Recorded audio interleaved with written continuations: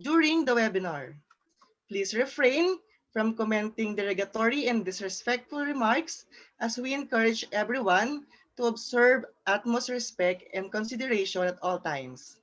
Use the Zoom chat box and Facebook comment box for your questions. The moderator will address the question to the resource speaker.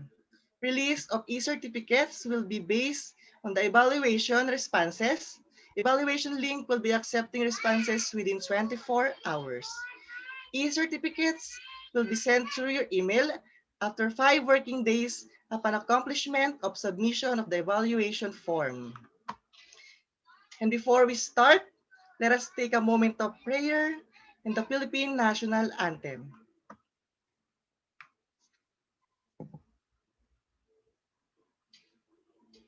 God in my head and in my understanding. God in mine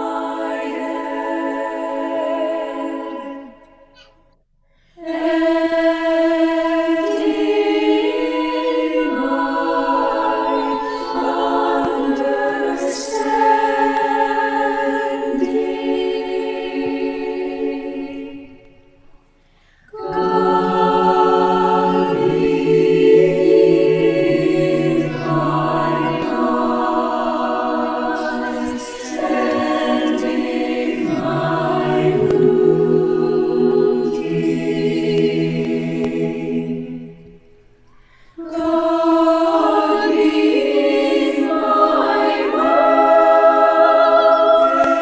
in my speaking.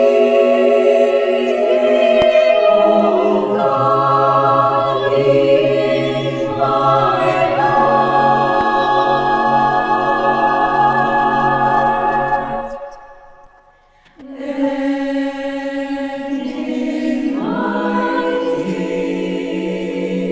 thinking. God be at my head and at my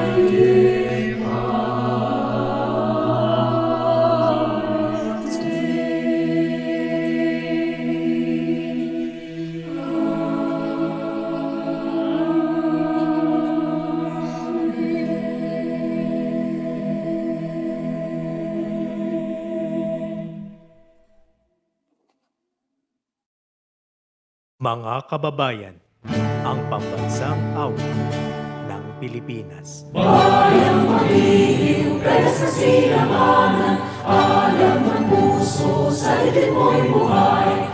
Lupang hinirang, tuyot ka ng magiting, sa manlulupi, di ka masisingin. Sa dagat at bundok, sa simoy at sa langit mo baba, may nilatang tula at awit sa paglayang minamahal. Ang isa't ng watawat mo'y tagumpay na nagbibigay. Ang bituin ng araw niya kailan pa medyo magdidilim. Lupa ng araw ng walang ipagsinta, buhay langit sa piling mo. Ang ligaya na pag may magkakami, ang mamatay ng dahil sa'yo.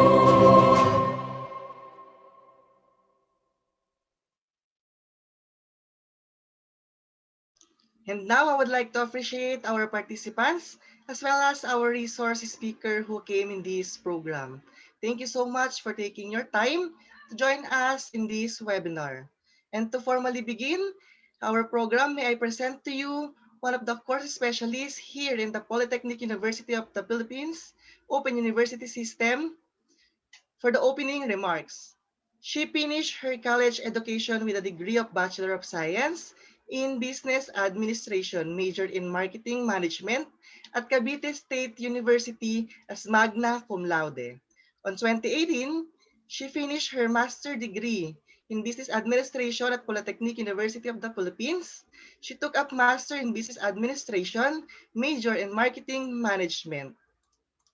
A marketing professional with successful experience in brand management, new product development, conceptualization and execution of marketing programs, and participation in national conventions, back a master degree in business administration and experience in educating in one of the prestigious state university in our country.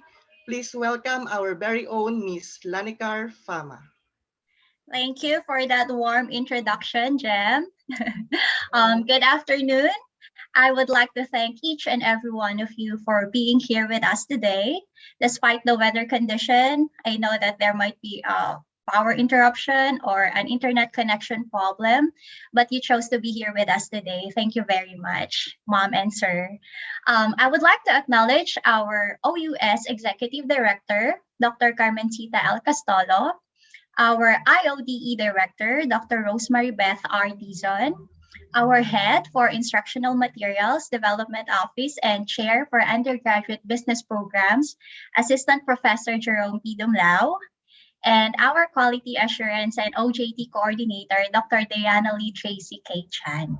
And also, I would like to acknowledge the efforts of the webinar organizers, especially my students under Practicum 4-5, Jem de Guzman, Mark Ugto, Ryan Kabiling, and Edmond Miranda, with the help of Miss Julie Rose Palma.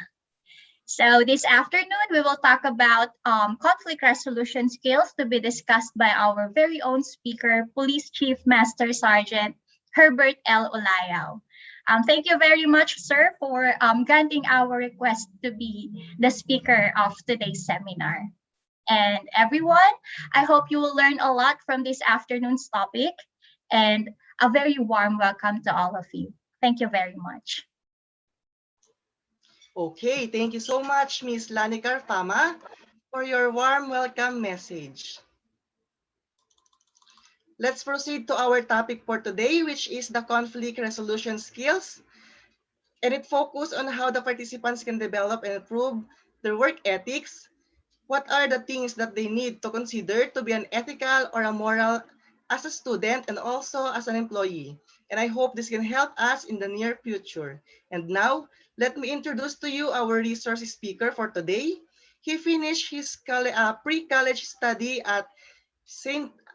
Joseph Seminary, San Jose Occidental, Mindoro in English proficiency and classic Latin courses. He also graduated at Christ the King Seminary in Quezon City with a degree of Bachelor of Arts and Philosophy as cum laude. He finished his master's degree at Laguna College of Business and Arts and got a 98% in thesis oral defense and became an instructor of development course, Methodology of Teaching, a former Christian living teacher at Lafayette Academy, a philosophy man, and a logic professor of STI Cubao, a psychology subject professor at ICCT Cainta, and now a professor 4 at National Capital Region Training Center, Camp Bagong Diwa, Taguig City. And at the same time, he is also a chief clerk of Health Service Admin Office at Health Service Camp Crame, Quezon City. Please welcome our resource speaker, Police Chief Master Sergeant Sir Herbert Olayaw. Hi sir, good afternoon. Hello, magandang hapon.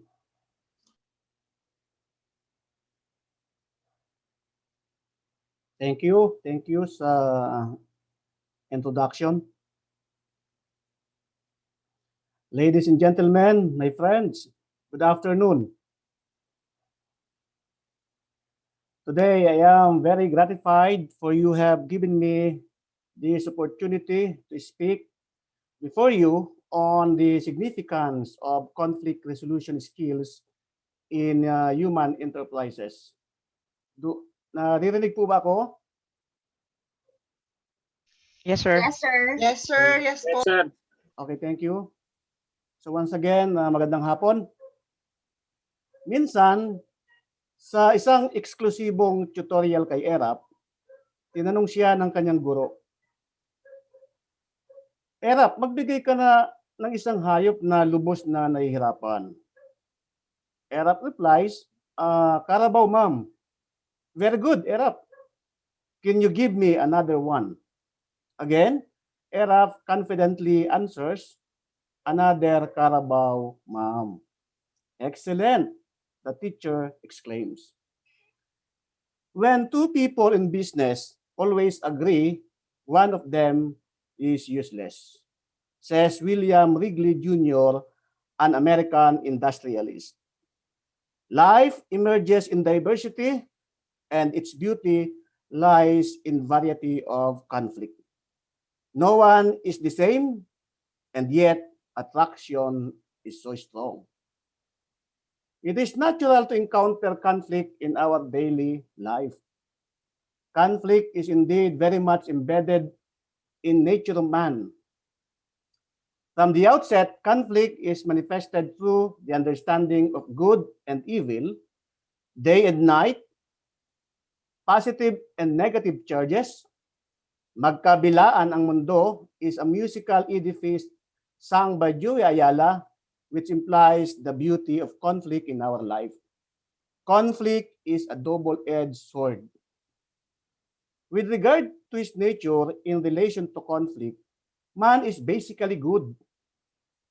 It allows him to live in harmony with others. However, it is also his nature to go against goodness.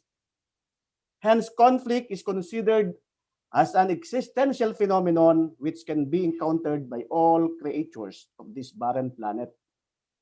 In conflict, there seems no exit. Nevertheless, it is not conflict per se that man must elude, but how to deal with it. Conflict must be embraced just for the sake, not for the sake of showing strength, and thus acclaiming for dominance through the use of force. What will happen if, in the resolution of conflict, aggression plays an enormous role? Cloak and Goldsmith present a diagram of neurophysiological response to conflict relying on aggression. Let it be an aggression of A and B. How does B respond to A? If A attacks B, B may counterattack inevitably and expect the worst. Or B shall defend itself against A. This only leads to the prolongation of their agony without having resolved the issue. It happens because man has his preference, thus subjective in nature. From the aggression of A, B may go to C to make a gossip of A and blame someone, and thus escalating the tension. This results in the expansion of conflict instead. B may also run away and leaving the issue unsettled. Sticking on the instinct to flight, this kind of action is absurd because man puts himself to the instinctive level of his animality. Or B may shut down and disappear, allowing A to win unreasonably, and A only undermines B, and that is a sad reality. Notice that in each of B's response, A appears to be more dominant and powerful, while B seems weaker and merely responding to A's. A gets something of every one of B's response. B seems not able to exercise virtues to settle the issues with A. Remember the advice of Abigail Adam that she gave to President John Quincy, her son. And he says, hard times are crucible in which character and leadership are forged. The habits of vigorous mind are formed in contending with difficulty. Great necessities call our great virtues. Conflict, on the other hand, must be experienced as an opportunity for binding and settlement wherein every party gains profit in an honorable manner. This can be done in all aspects of human enterprises. It is hence very necessary for the betterment and innovation of an organizational setting. In the organization, conflict must be delved on accordingly to expose its strength for enhancement and development of parties involved, and not just to be swept under the rug. The purpose of today's engagement is to provide you the knowledge and information on how conflict can be resolved and becomes an opportunity for cooperation and success in the organization. One of the great psychologist authors, and I quote, conflict resolution is the art of addressing those differences and finding common ground that enables everyone to work together peacefully. Let conflict therefore be recognized and appreciated as a complement for human and organizational development by having clarified its nature, culture, and dynamics as the process in establishing the conflict resolution skills. Before delving on further, let me present to you the tenets fortified by some great minds pertaining to the relevance of conflict. Have you learned lessons only of those who admired you and were tender with you and stood aside for you? Have you not learned great lessons from those who braced themselves against you and disputed the passage with you? Says Walt Whitman. And as Edmund Burke exclaimed during the revolution in France, and I quote, he that wrestles with us strengthens our nerves and sharpens our skill. Our antagonist is our helper. Conflict by nature is the medium by which problems are recognized and solved. And Rigeo also asserts that conflict is a behavior shown by a person or group that is purposely designed to inhibit the attainment of goals by another persons or groups. The key element in the nature of conflict, as you notice, is that the conflicting parties have incompatible goals. But these incompatible goals does not mean unattainable. If conflict is handled well, this incompatibility shall be transformed into an opportunity wherein every party gains profit on the process. To make it more understood, it is essential to tackle how the nature of conflict is occurring along its three dimensions, as proposed by Mayer, which involves perception, feeling, and action in a fluid process.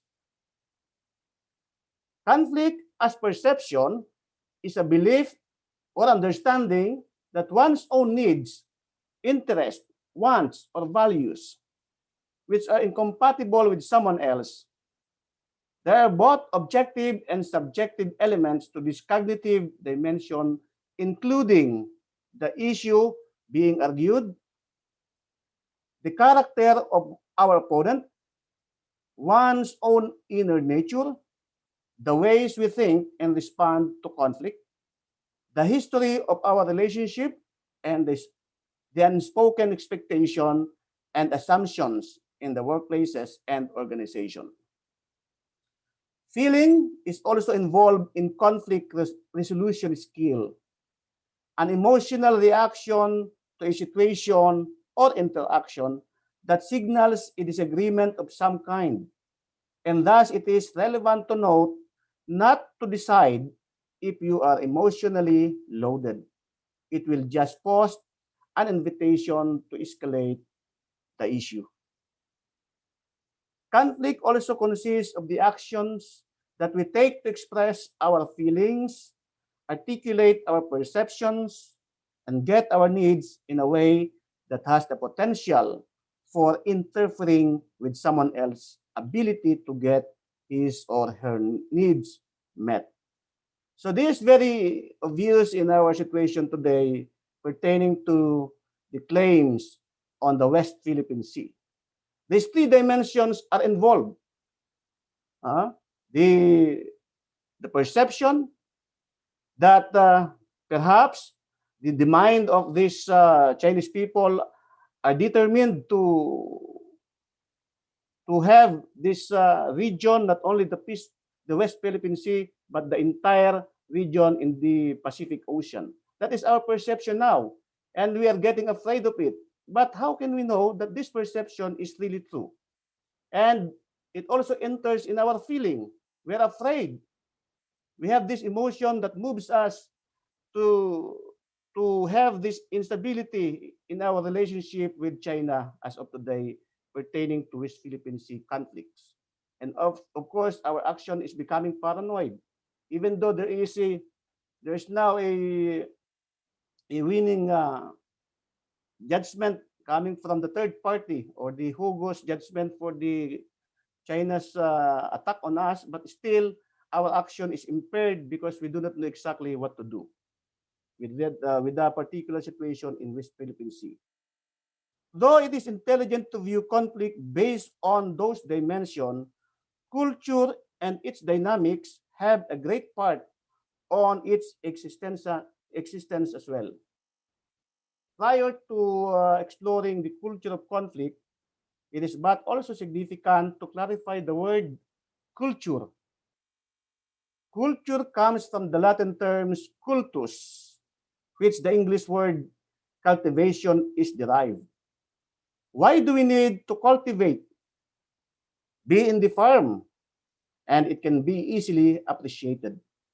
The land is cultivated to yield good harvest, and in the process of cultivation, friction and tension is perennial before the land yields a hundredfold. It is true to man as well. Man cultivates what is in him to excel in the life, sometimes with pain and conflicting moment.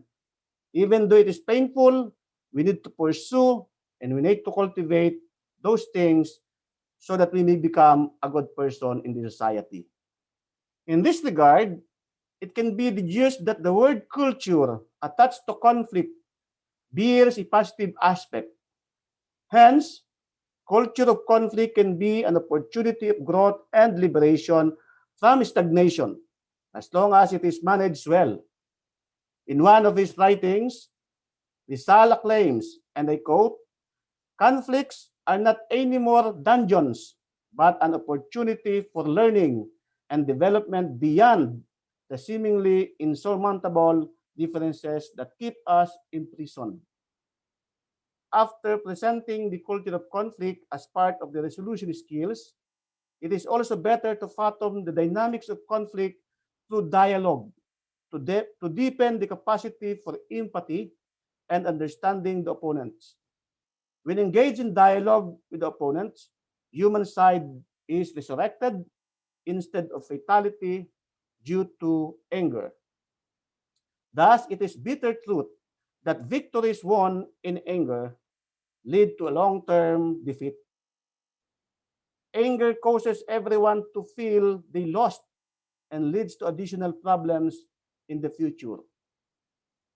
If, on the other hand, both parties are genuinely able to experience their conflicts as opportunities to learn what is not working and how to fix it, they will not be so frightened by their anger. Hence, it is wise to consider the dynamic of conflict resolution skills from fight or flight to tend and befriend, or from aggression to collaboration. In doing so, the following scheme must be must be given due emphasis. And again, let it be an encounter of A and B and see the difference. First, allow A and B discover their mutual interest, their common ground. Second, invite an arbiter to mediate between A and B.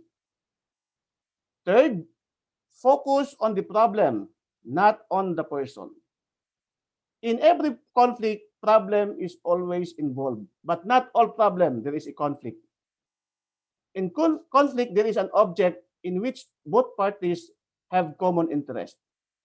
And to understand what problem is, in the consideration of solution, problem comes from two words, a Greek word pro and balein. If we say pro, it is something that before. Balein, that's why we have the word ballistic, it is thrown. So there is something thrown before you that apparently hinders you along the way. That is a problem. But this object is actually not a problem if it does not really affect the attainment of the goal. So hindi lahat ng bagay na nakaharang sa atin ay problema. Kasi kung hindi naman siya nakakahadlang sa ating layunin, do not problematize that thing. So again, in conflict, there are two or more parties involved, affected by a problem because there is only one goal that these parties desire to obtain. Fourth, let A and B embrace the future and be in harmony with it. Just imagine what will happen in the case of China's claim and the Philippine struggle in West Philippine Sea. Kung tayo mag-engage sa gera, pwede naman. Pero how strong we are to defend our country in that kind of action. Hindi natin kaya. And on that sense, we will not be able to embrace future with harmony with our people in the next generation. Hindi natin alam. That's why the Philippines continues to do the reasonable way or the legal way, the things that can be done without fighting against each other in a reasonable manner. However, in the end, if it is necessary, then we need to engage. Fifth, reframe the issue. So this shows an understanding of suspension of judgment. Sometimes, if there is a problem, do not make any move. Sabi nga nila, kapag nahulog ka sa kumunoy, ang tamang pagkilos ay ang hindi pagkilos. Suspension of judgment is necessary because it allows you to think of what is best. That is not destructible on anybody. So just settle yourselves, be still, and think of a good solution so that distraction may be eluded. Lastly, let it pass through you. Totoo yan. May mga pangyayari na ang dami nating problema, ang dami nating conflict sa buhay. Kapag ini-entertain natin ito, lalo tayo nahihirapan. And yet sometimes, solution comes naturally. So wag tayo magmadali. Wag nating pwersahin. Kung di kaya, magpahinga. Rest if we must, but don't we quit. Kumbaga, nandun lang ang problema. Minsan, wag natin munang sagupain, kasi kung sinasagupa natin yan, lalo tayong mawawasak. In our time, we are experiencing battle against nature. Malakas ang ulan, malakas ang bagyo, marami kang interest, gusto mong masettle ang lahat, and yet the situation does not allow you. So sometimes, better stay and let the situation pass through. In each of these collaborative responses, the cycle of aggressive or defensive responses is halted. B is no longer responding as though A were the aggressor. A and B are engaging in dialogue over common problems. B gains power by engaging the actions. That is the beauty of collaboration in resolving conflict. In collaboration, it is more pleasurable. Siyempre, di ba? Kapag ang taon na may interest din sa isang bagay ay nag-uusap kayo, nasisettle niyo ang problema ng maayos. Samantalang kung kayo magkakasakitan, magkakasakitan kayo ng damdamin, magkakasakitan kayo ng physical, ay pareho kayong kawawa. So in war, sino ba lagi ang talo?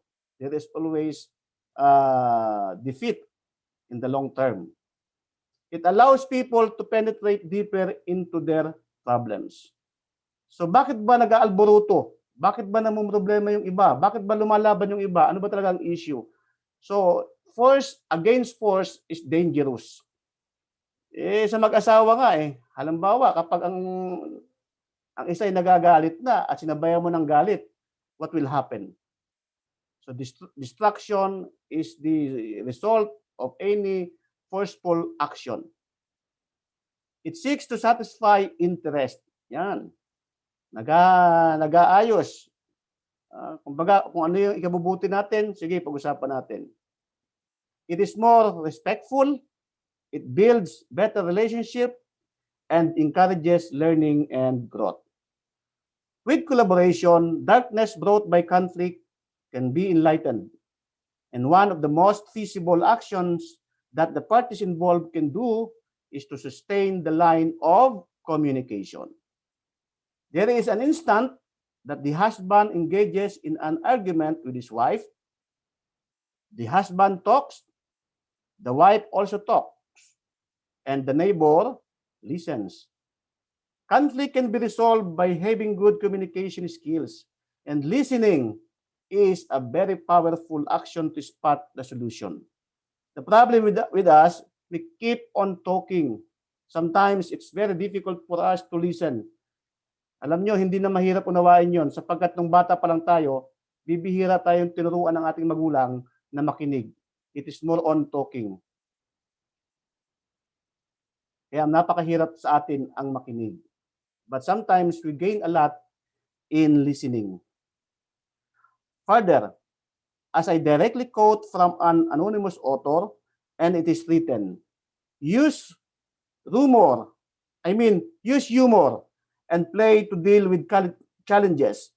Humor can help you say things that might otherwise be difficult to express without creating a flap. However, it is important that you laugh with the other persons and not at them.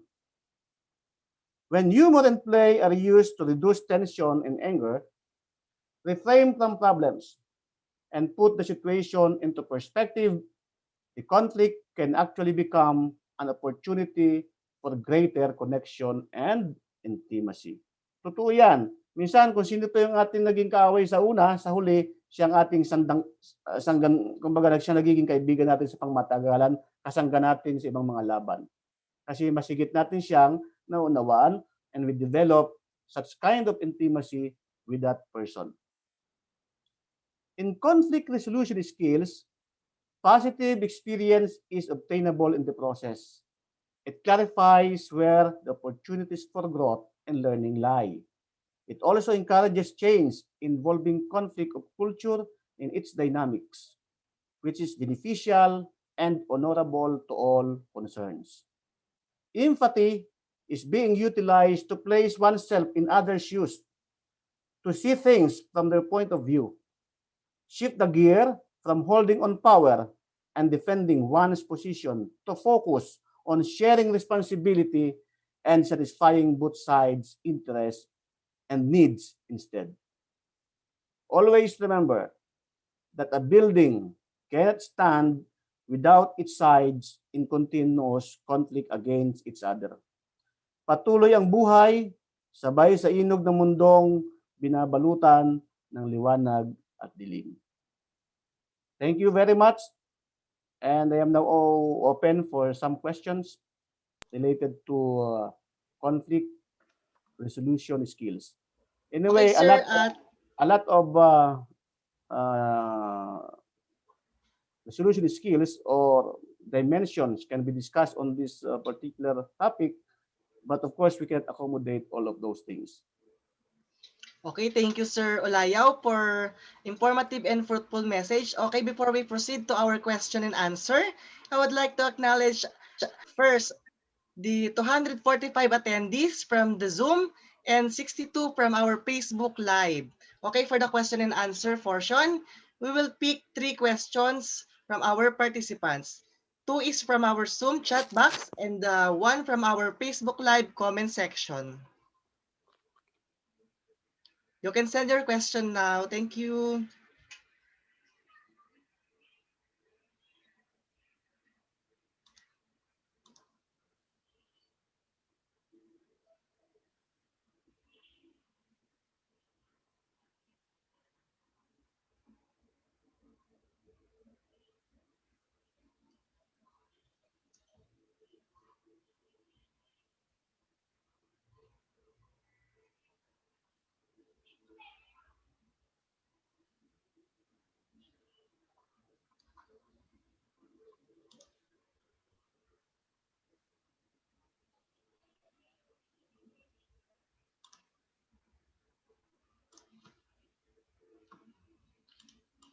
Okay, from our attendees, you can now throw your questions sa ating Zoom chat box tsaka po sa ating Facebook Live.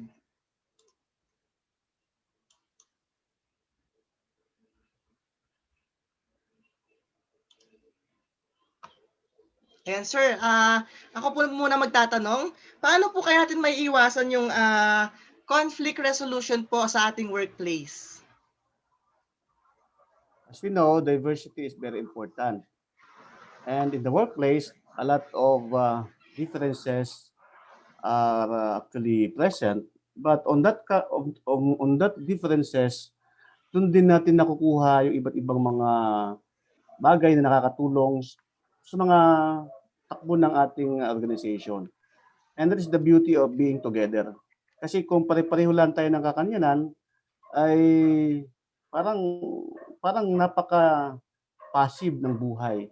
Ngayon, kung may conflict, minsan nagbibigay din siya ng sustansya at saya doon sa ating samahan. Kasi kung lagi na lang tayong masaya, lagi na lang tayong sumasang-ayon, walang kumukontra sa opisina, eh hindi natin talaga na-test yung human side, yung being together na talagang tayo ay magtulungan sa mga problemang dumarating.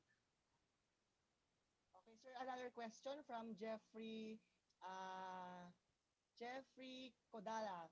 When is the proper time to resolve a conflict, especially if both parties are not budging from what they believe in? Mahina. Pakiulit na mahina yung Kodala, Ayan. when is the proper time to resolve a conflict, especially if both parties are not budging from what they are believing? Of course, in belief, sabi ko nga kanina, conflict involves perception. And on that in the perception, cognitive dimension is involved. Ano ba yung ating iniisip? At if we deal on that, kung ano yung ating iniisip, there is a tendency to be subjective. And sometimes it is necessary to ask or to have another person to serve as a third party to equalize or to balance the belief that we are holding on. Ang hirap kasi minsan talagang mag-resolve ng isang bagay na base na sa iyong paniniwala, base sa iyong iniisip. Pero minsan, kinakailangan tingnan din natin kung ano ba talaga yung logical consequence nito o logical involvement ng ating pinapaniwalaan at minsan nakakatulong yung advice ng ibang mga tao na nasa ating paligid, especially those people who are not actually biased in determining the difference of belief. Okay, sir. Thank you po. Another question from Sarah Susain Alcantara. How important is discourse in an age where there is a rampancy of political correctness and freedom of intellectual expression, where conflict often starts? Okay. Yes, discourse is always very good because it makes things clarified. And it creates another theme of idea, and especially in the sometimes there is a gap uh bit gap of age that involves politics or other intellectual manner, but sometimes those people in age more than the other, especially the youth, hindi dapat natin sinasaklawan yung kaisipan ng mga ibang kabataan na dahil tayo ay nasa maturity ng sitwasyon pagdating sa politika o sa kaisipan na tayo lang ang may alam ng mga bagay-bagay. Hindi. Sabi nga nila, hindi lang naman tayo natututo sa mga matatanda. Minsan natututo rin tayo sa mga bata. And the thing is acceptance. We need to accept the new idea coming from the youth. In fact, napaka-fertile na mga idea ng mga yan pagdating sa mga kaisipan pampolitika, sa kalayaan, sa paggamit ng kaisipan. Minsan naman ang mga matatanda ay nagkakaroon din ng pagbibigay ng pagkakataon para unawain at tanggapin at i-adjust ang kanilang mga sarili para magkaroon ng koneksyon from the gap of the age of intelligence and to the intelligence of the current situation who are considered as old, quote unquote, in terms of political issues. Okay, sir. One more last end question. How do you deal with differences of opinion when working on a team? Yeah. Actually, opinion is always subjective because uh, it is my view of the thing. But on that particular thing, in consideration of the team, sabi nga there is no such thing as monopoly of idea. So ang atin lang, nandun nga yung encouragement for good communication, and the moment that somebody is saying his opinion, it is not bad to hear or to listen from that opinion because sometimes it clarifies, it gives a modification, it gives a correction on some opinions. Kasi pag sinabing opinion, ito nga ang akin. Pero minsan, kapag yan ay nagkakaroon ng discussion o nagkakaroon tayo ng iba't ibang panig o pagkakaintindi sa isang bagay, mas lalong lumilinaw. So hindi masama na merong isang team na magbigay ka ng iyong opinion at kung minsan ang opinion mo naman ay hindi nakakatulong, tanggapin mo rin kapag sinabihan ka na yung iyong opinion ay hindi makakatulong sapagkat ang opinion ay base lamang sa iyong Recording in subjective progress. na kakayahan o pangunawa. Pero minsan, kung may opinion tayo, ay samahan na rin natin ito ng mga data o iba't ibang mga logical understanding to make it believable and acceptable in the team. Sir, meron pa pong isa, ni-request po ni Miss Jules. Question from Roan Abigail Sapanta. What's the best way to resolve a conflict within a family or with your relatives?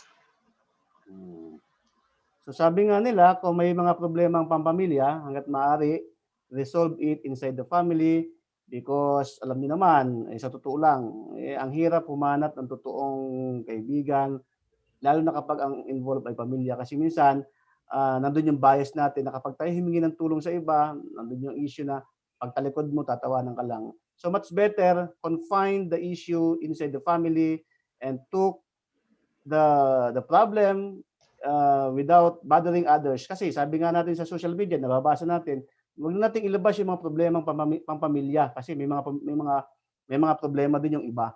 But of course, it is not bad to ask help from others, especially those friends na talagang kilala mo. Pero hangga't maaari, pag-usapan natin yung pamilyang panloob. Kasi in communication process, doon din natin nakukuha yung mga solution. So do not immediately go to other people or outside the family uh, for the solution of conflict or problems because sometimes it escalates because the advices coming from outside is not really helpful in the internal problem of the family.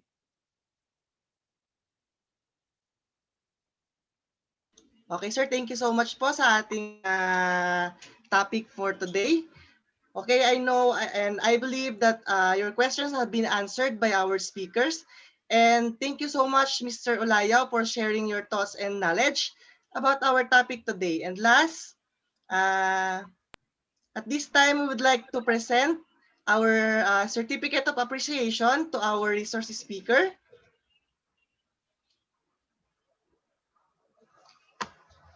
The Polytechnic University of the Philippines Open University System Institute of Open and Distance Education Bachelor of Science in Entrepreneurship award this certificate of recognition to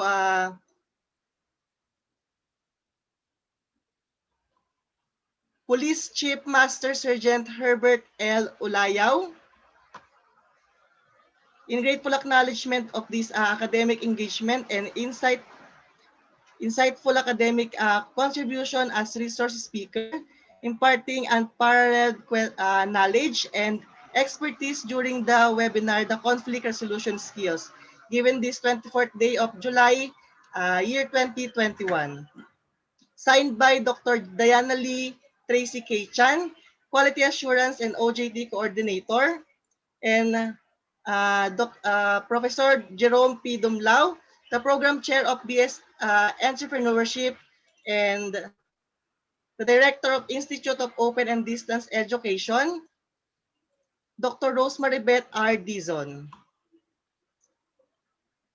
Thank you very much.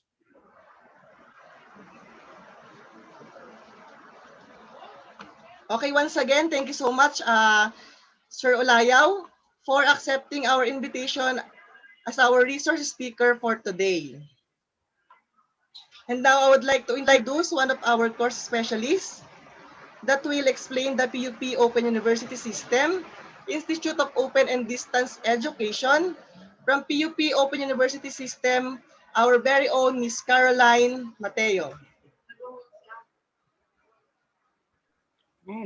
Good afternoon, everyone. Good afternoon po. So, before po ako magsalita, let us please watch the ABPOUS again.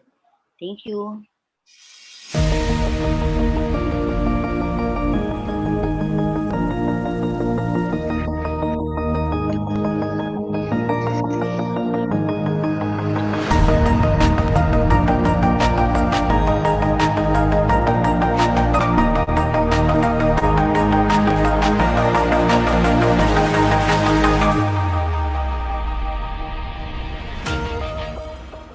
This is the Polytechnic University of the Philippines Open University System.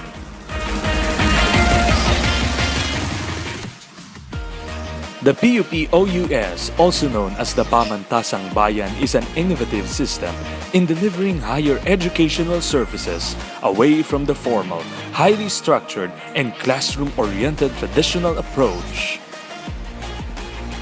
It is the PUP-OUS commitment to provide quality education through the open and distance learning system in order to respond to the needs and challenges of the technologically advanced and globally linked society.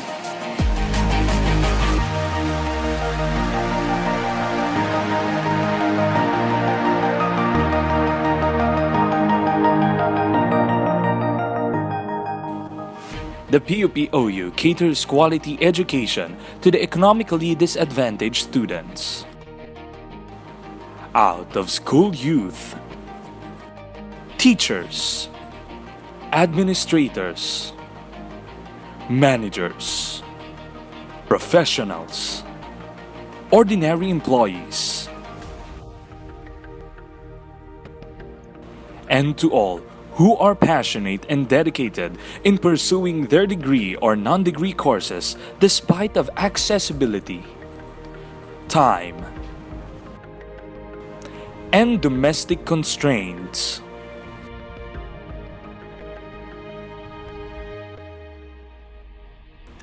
PUP-OUS Drive answers the call to higher education institutions in continuing contributions to the efforts of the government in recognizing its objectives of poverty alleviation, global competitiveness, and sustainable development for the benefit of the present and future generations of Filipinos. The Institute of Open and Distance Education, or IODE, provides an opportunity to maintain, complete, or continue university study while working, caring for a family, or sustaining a busy life. It provides an option on when and where you learn and study independently with the guidance of a course specialist who grades and comments on your work in the blended mode of delivery. IODE offers Bachelor of Arts in Broadcasting, Bachelor of Science in Entrepreneurship, Bachelor of Science in Tourism Management, Bachelor in Public Administration, Bachelor of Science in Office Administration, Bachelor of Science in Business Administration, major in Marketing Management, Bachelor of Science in Business Administration, major in Human Resources Management, Post-Baccalaureate Diploma in Information Technology, Master in Communication, Master in Education Management, Master in Information Technology, Master in Public Administration, Master in Business Administration, Master of Science in Construction Management, Doctor in Engineering Management, Doctor in Education Management, Doctor in Business Administration, Doctor in Public Administration. The Institute Non-Traditional Study Program Expanded Tertiary Education Equivalency and Accreditation Program, or INE, offers programs where students will earn a degree through accreditation and equivalency. The Non-Traditional Study Program is a self-study program wherein the students' educational background, work experiences, and achievements are evaluated and accredited through a rating system that leads to the completion of the undergraduate and graduate degrees. NTSP offers various non-board undergraduate and graduate programs.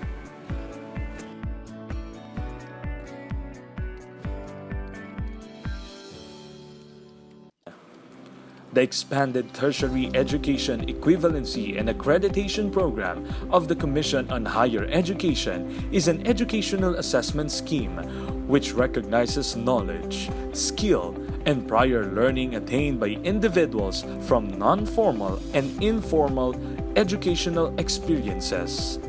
ITIAP offers various non-board undergraduate programs.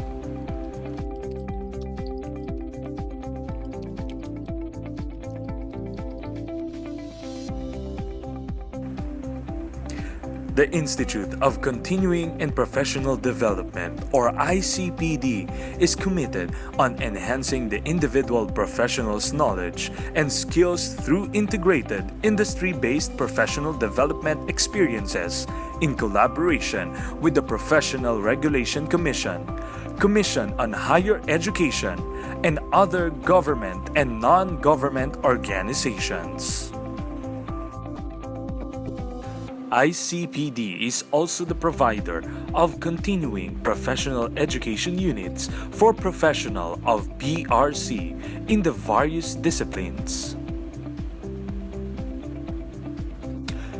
It also assures its participants have access to innovative strategies in order to solve problems, create solutions, and use best practices through industry expert trainers who provide multilingual, multinational, and multimodal training programs for academe, government, and private firms. This includes workforce trainings, diploma programs, certificate, and skills courses.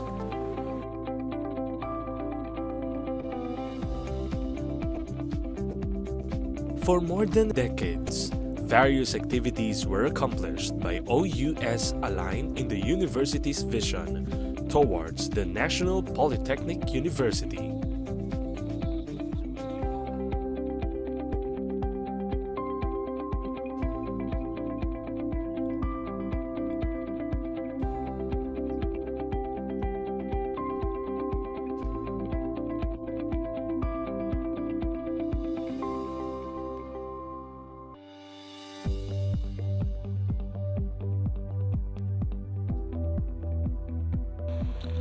As an accredited member of professional organizations that include the International Council on Distance Education, the Asian Association for Open University, BUP-OUS has been acknowledged by the UNESCO Asia-Pacific region for higher education knowledge based on open and distance learning in Bangkok, Thailand on 2003.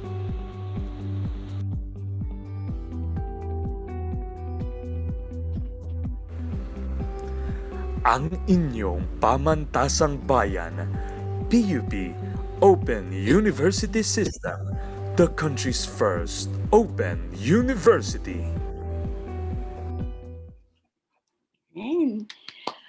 Good afternoon everyone. Good afternoon, Jem. Good afternoon po sa almost 300 participants natin dito sa Zoom meeting and almost 100 viewers natin sa FB Live. Congratulations at nakikita ko na talaga namang walang bagyo, walang lindol na makakapigil kapag gustong matuto. And I'm very proud to say that this series of very successful and fruitful webinars were organized by our graduating entrepreneurship students. Na sobrang galing. Thank you very much. So, kanina pinag-usapan ang tungkol sa conflicts. And speaking of conflicts, I know for sure na wala tayong magiging conflict of opinions kapag ang pinag-uusapan ay tungkol sa education. So we all agreed kung gaano kahalaga ang education. Kaya tayong lahat ay nandirito, no? And then despite and in spite of everything, ay pinagpapatuloy natin yung pag-aaral natin.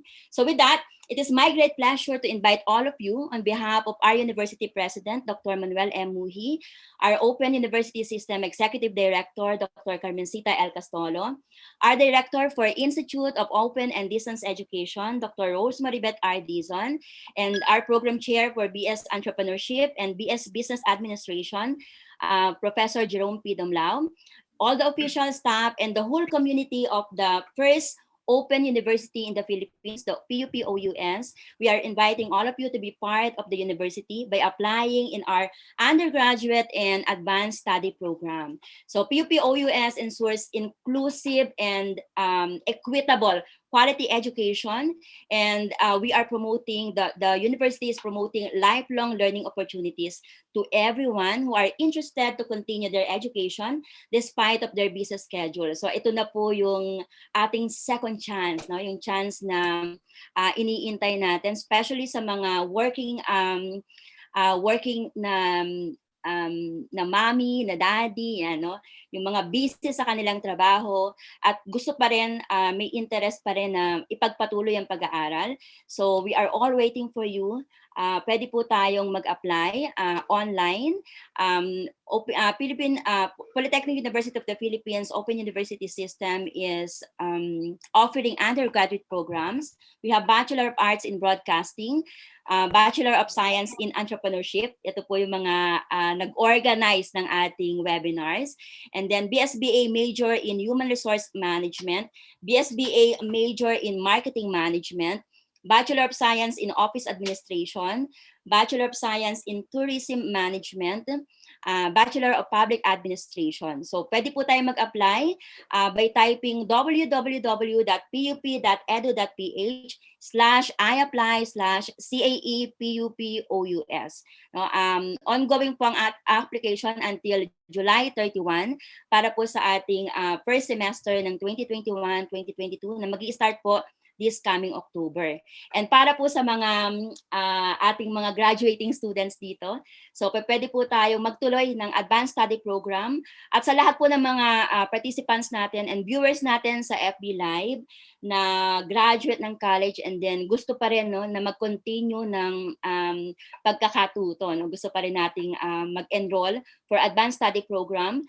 PUP-OUS is offering Master in Education Management, Master in Communication, Master in Information Technology. We have Master in Public Administration, Master in Business Administration, and Master of Science in Construction Management. We're also offering Doctor in Engineering Management, Doctor in Education Management, Doctor in Business Administration, and Doctor in Public Administration. So type lang po natin again, www.pup.edu.ph/iapply/OUSEE. Or pwede po kayong tumawag sa ating Registrar and Admission Office during office hours po, no, Monday hanggang Friday sa 5335-1787 or 5335-1777 local 325, no? Or pwede din po sa direct line nila sa 5335-1726.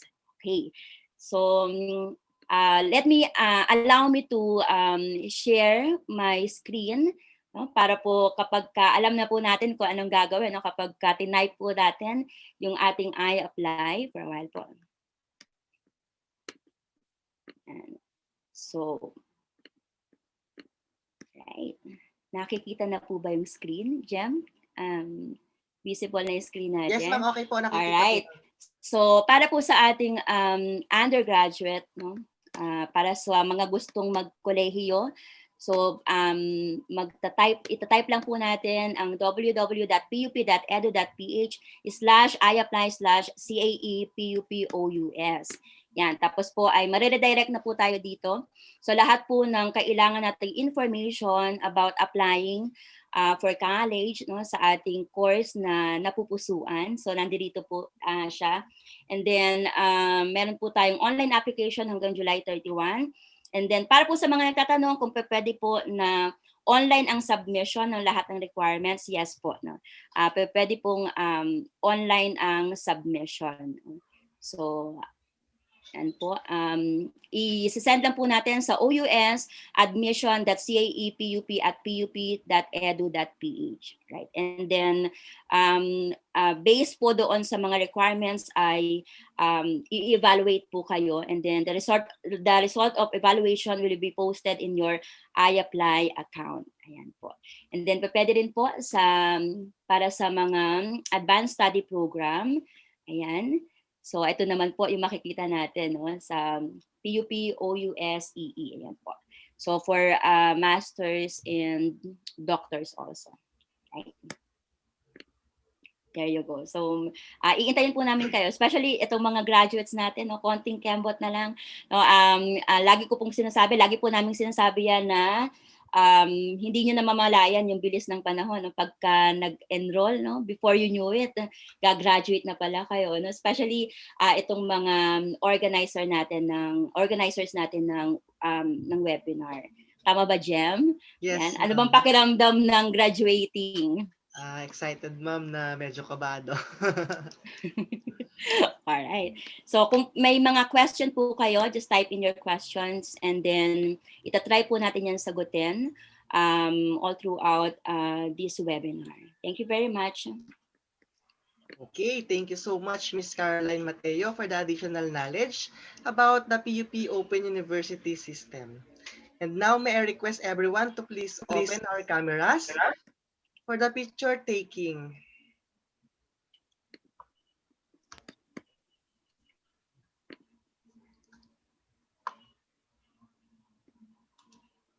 Okay na po. Yan.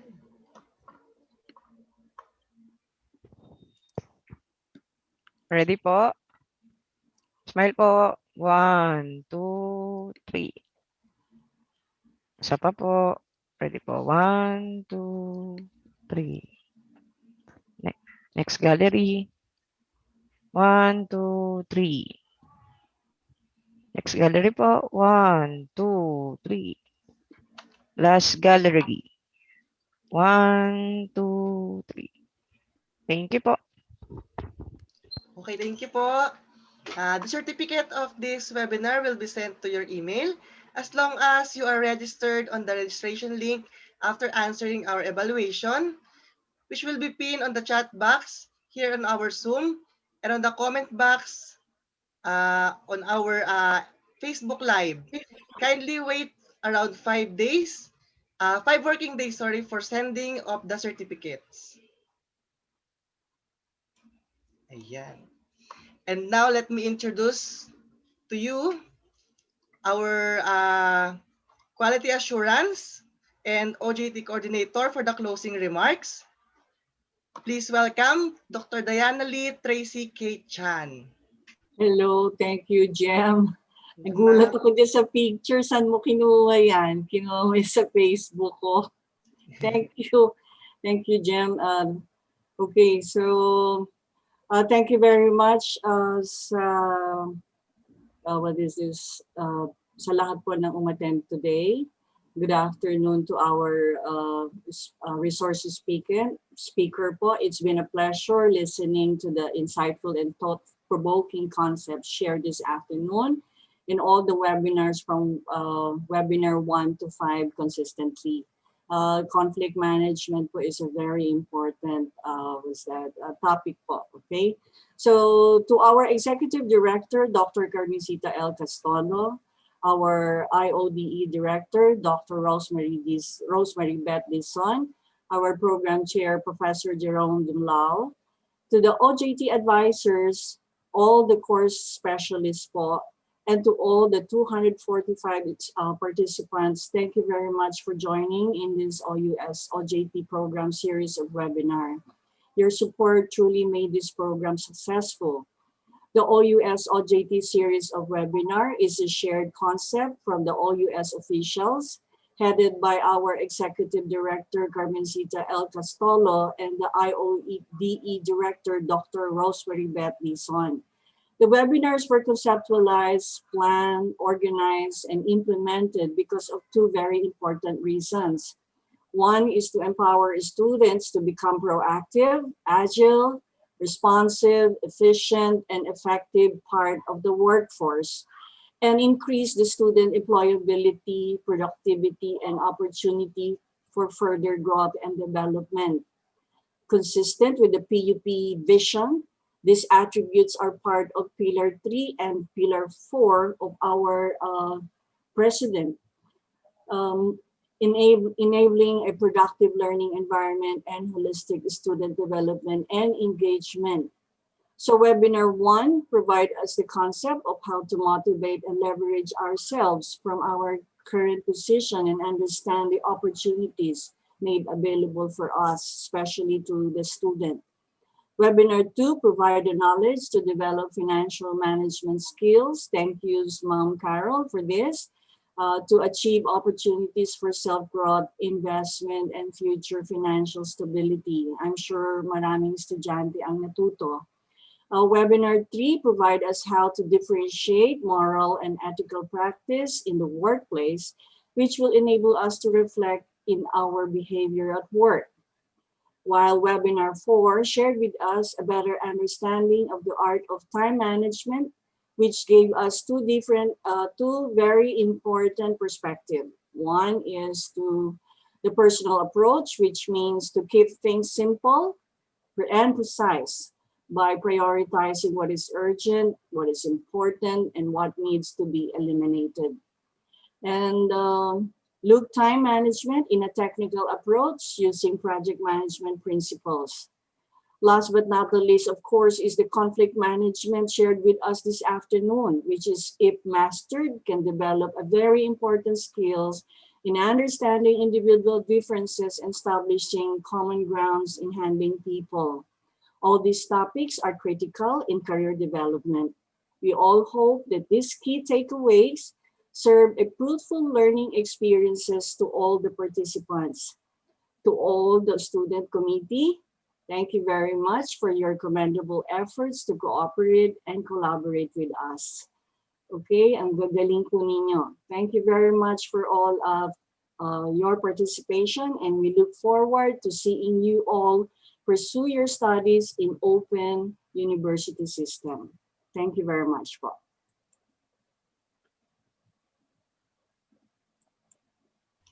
Okay, thank you so much, Dr. Chan, for the inspirational message. And before we finally end this webinar series, may I call on the Program Chair of BS Entrepreneurship for additional message, Mr. Jerome P. Dumlao. Good afternoon, everyone. Good afternoon, sir. First of all, I would like to thank everybody who participated in the organization and presentation of all this. You know who you are, hindi na kailangan pangalanan pa.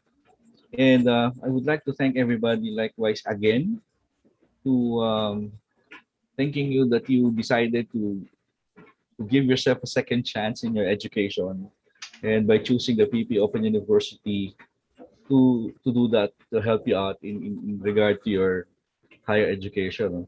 So after which, now that you've decided to study again, the OU will continue on and will open opportunities for you already. Now with your diploma, and kayo na lang po ang bahalang magsabi kung hanggang saan kayo aabot. Wala na ibang makakapigil sa inyo kundi ang sarili nyo lang. So I suggest after this, go on to masters, and after masters, after 2.5 or 3 years, go on to your PhD or doctorate. Huwag na kayong tumigil, nandyan na yun, tuloy-tuloy nyo na lang, impetus lang, pagbigyan nyo sarili nyo, and you deserve all the best in the world. Thank you very much again, and thank you for being here during the 5 webinars, and it was so great, and it was very, very successful. Thank you very much.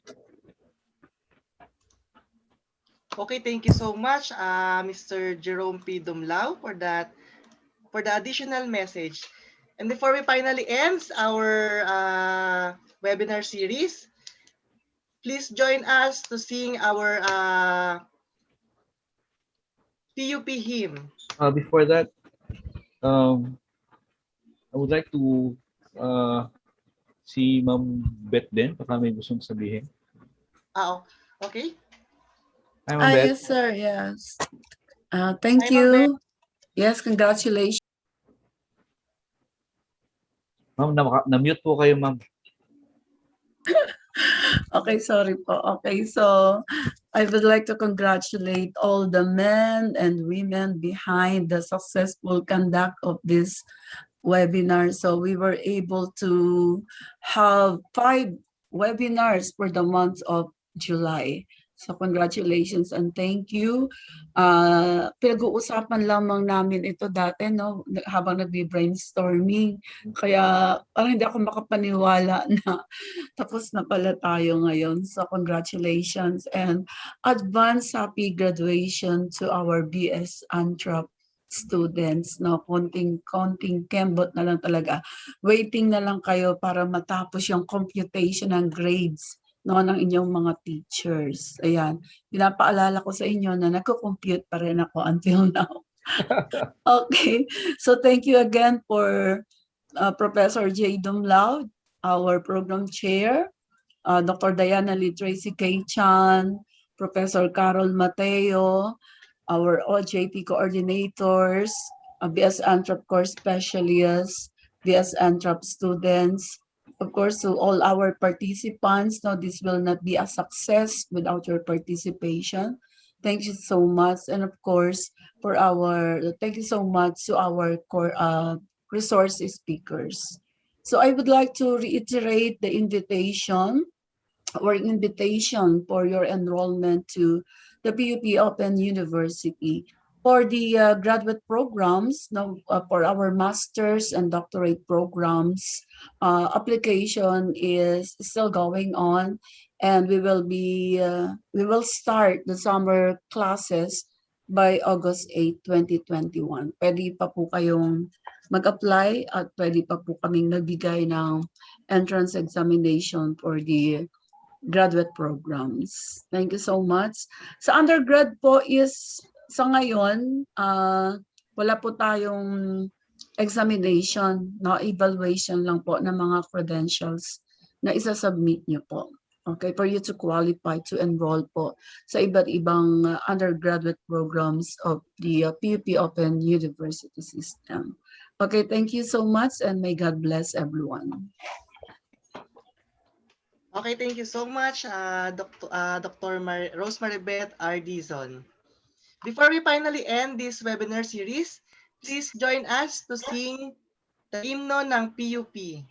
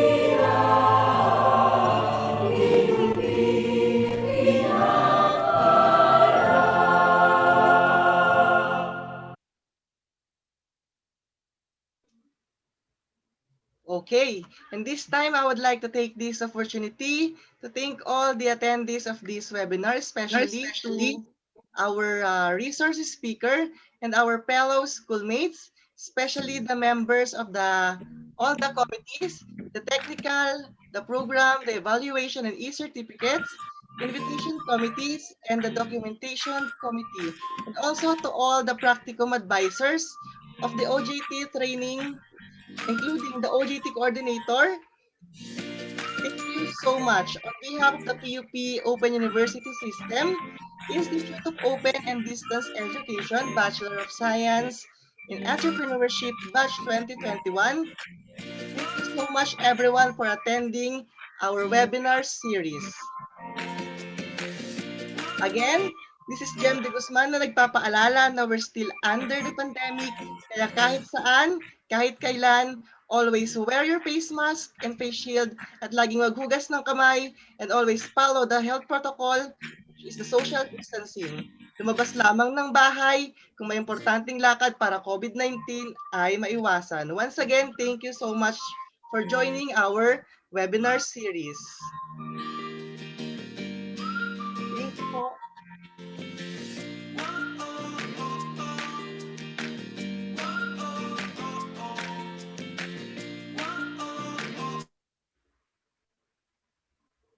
Recording stopped. Maraming